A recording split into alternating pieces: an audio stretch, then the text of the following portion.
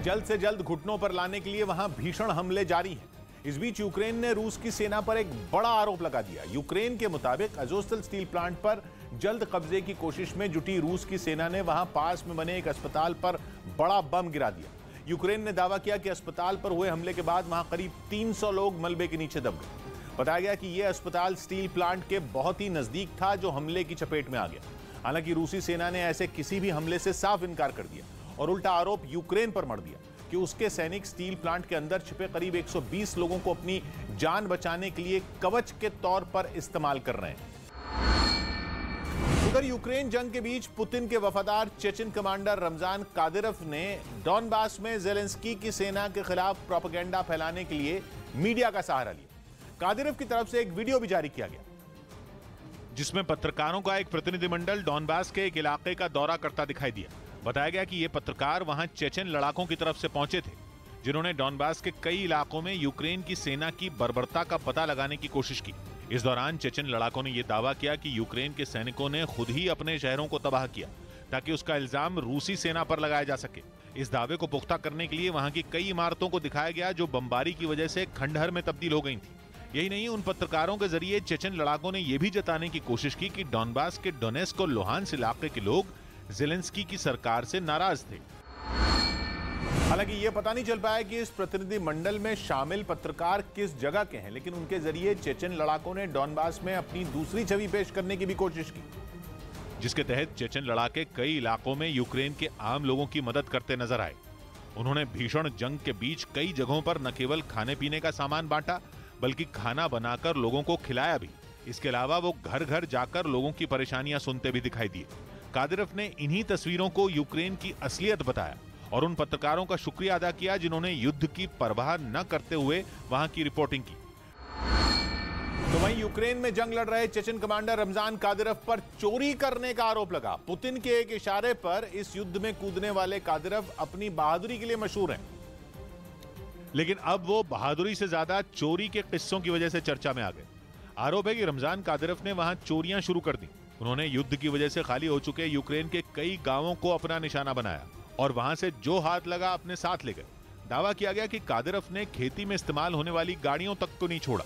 इसके अलावा उन्होंने बीज बोने वाली मशीन पर भी हाथ साफ किया। चेचन कमांडर पर बेहद गंभीर और शर्मनाक आरोप लगे हैं। जंग की शुरुआत से ही यूक्रेन में रूसी सेना के साथ चेचन लड़ाके कंधे से कंधा मिलाकर यूक्रेन में लड़ रहे हैं और यूक्रेन के शहरों को बर्बाद कर रहे हैं। उनका हौसला बढ़ाने के लिए उनके कमांडर रमजान कादिरोव भी यूक्रेन पहुंचे थे, लेकिन कहा जा रहा है कि उन्होंने यूक्रेन से ट्रैक्टर और खेतीबाड़ी के कई सामान चुरा लिए। असल में पुतिन ने उन्हें यूक्रेन फतह करने के इरादे से जंग में उतारा था। हालांकि पुतिन का वो सपना तो अब तक अधूरा है। ऐसे में माना जा रहा है कि लंबी खिंच चुकी इस जंग की वजह से कादिरोव और उनके लड़ाके हताश हो चुके हैं। इस बीच यूक्रेन ने अपनी सेना का एक वीडियो जारी किया जिसमें यूक्रेन के सैनिकों ने जमकर शक्ति प्रदर्शन किया।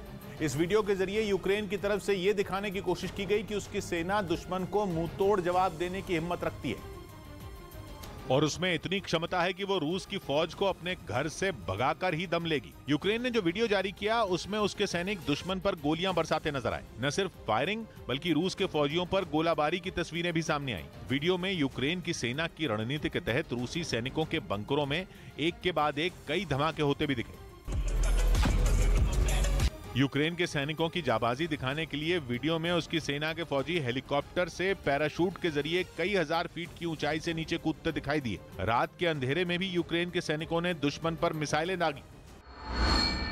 उधर लुहांस्क में रूस से निपटने के लिए यूक्रेन ने अपना प्लान तैयार कर लिया। यह इलाका पूर्वी यूक्रेन में आता है जिसे रूस ने फरवरी में ही अलग देश घोषित कर दिया था, लेकिन ज़ेलेंस्की की सेना पीछे हटने को तैयार नहीं है। इसके लिए यूक्रेन के कई टैंक वहां की सड़कों पर दौड़ते नजर आए। उन पर जवान ऐसे डटे हुए थे कि किसी भी हमले का तुरंत जवाब दिया जा सके। इतना ही नहीं, ये सैनिक अपने लिए बंकर बनाते भी नजर आए। इसके अलावा वो अपनी जरूरत की चीजें भी जुटाते दिखे ताकि रूसी सेना के साथ जंग में कोई कमी न रह जाए। हालांकि यूक्रेन के जवान मजबूती से डटे रहने की बात कहते दिखे, लेकिन कुछ जगहों पर तबाही के निशान भी नजर आए। इस दौरान सड़क पर खड़ी एक गाड़ी की हालत भी ताजा हमलों की गवाही दे रही थी। उसके शीशे टूट चुके थे तो टायर धंस गए थे।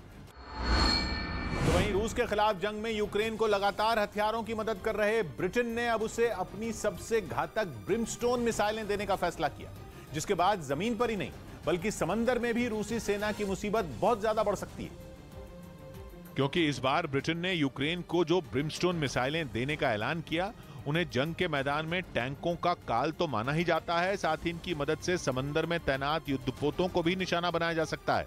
इस मिसाइल को चाहे जमीन से दागा जाए या फिर फाइटर जेट से, ये तेज रफ्तार से चल रहे टारगेट को भी सटीक निशाना साधकर तबाह कर देती है। इससे पहले ये खतरनाक मिसाइलें सीरिया और लीबिया की लड़ाई में अपना लोहा मनवा चुकी हैं।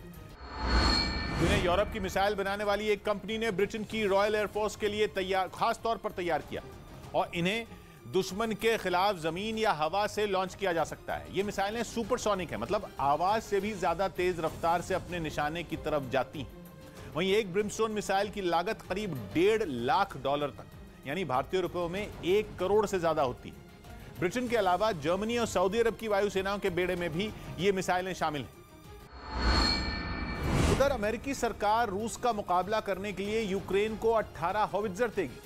अमेरिका ने आशंका जताई कि रूस अब और भी घातक हमले करने की तैयारी में जुटा है और इसी खतरे से निपटने के लिए उसने यूक्रेन को ये तोप देने का फैसला लिया। दावा है कि पुतिन की सेना पूर्वी यूक्रेन में और भी भीषण हमले करने जा रही है। ऐसे में बाइडेन ने पुतिन के प्लान को फेल करने की रणनीति बना ली। इसी इरादे से उन्होंने ज़ेलेंस्की सरकार को 18 हॉवित्जर देने वाले फैसले पर अपनी मोहर लगा दी। On the howitzers specifically, I think that you'll see them move very, very soon. यानी अब ये तोप जल्द यूक्रेन में रूसी सेना के सामने गरजती नजर आएंगी और माना जा रहा है कि हॉवित्जर की नई खेप मिलने से ज़ेलेंस्की की सेना की ताकत में काफी इजाफा होगा। लेकिन रूस का समर्थन कर रहे चीन को यह बात चुभ गई, क्योंकि हॉवित्जर के सामने दुश्मन का टिक पाना आसान नहीं होगा, जिसकी वजह है हॉवित्जर की खूबियां। ये लंबी दूरी तक मार करने में सक्षम है और इस तोप से 50 किलोमीटर की दूरी पर दुश्मन के ठिकानों पर आसानी से हमला किया जा सकता है। साथ ही 5 सेकंड में ये 3 गोले दाग सकती है। इसलिए अमेरिका की इस मदद पर चीन ये दलील दे रहा है कि हथियारों की खेप देने से युद्ध और भड़क सकता है। असल में अमेरिका इस जंग की शुरुआत से यूक्रेन के साथ खड़ा है। हालांकि वो सीधे तौर पर तो इस युद्ध का हिस्सा नहीं बना, लेकिन हथियारों के जरिए मदद देने में उसने कोई कसर नहीं छोड़ी। तो वहीं अमेरिका के राष्ट्रपति बाइडेन पर फिर यूक्रेन को धोखा देने का आरोप लगा। बताया गया कि इस बार अमेरिका नए लड़ाकू विमान देने के अपने वादे से ही मुकर गया और उसकी इस हरकत से जंग के मोर्चे पर खड़े यूक्रेन की मुश्किल बढ़ गई। अब यूक्रेन की वायुसेना ने अमेरिका पर सवाल उठा दिए। उसका कहना है कि अमेरिका और दूसरे सहयोगी देशों से उसे अब तक नए लड़ाकू विमान नहीं मिले, बल्कि इस जंग में खराब हो चुके विमानों की मरम्मत के लिए सिर्फ पुर्जे भिजवाए गए। बाइडेन सरकार के इस रवैये ने ज़ेलेंस्की के माथे पर चिंता की लकीरें उकेर दी, क्योंकि उनके साथ ऐसा पहली बार नहीं हुआ। इससे पहले भी ज़ेलेंस्की की सेना बाइडेन के भरोसे पर ही पुतिन के खिलाफ मैदान में उतरी थी, लेकिन फिर क्या हुआ ये दुनिया जानती।